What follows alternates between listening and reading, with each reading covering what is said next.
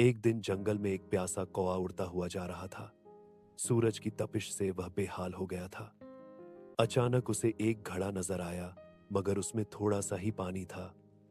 कौवा ने अपनी चोंच डाली, मगर पानी तक न पहुंच सका। उसी वक्त वहां एक लोमड़ी आई। वह चालाक थी मगर भूखी भी थी। उसने कहा, कौवा भाई, मैं तुम्हारी मदद करती हूं, मगर इसके बदले तुम मुझे कल एक फल लाना। कौए ने फौरन हामी भर ली। लोमड़ी ने कुछ कंकरियां डालने का मशवरा दिया और दोनों ने मिलकर कंकरियां डाली। आखिरकार पानी ऊपर आ गया और कौए ने खूब सीर होकर पानी पिया।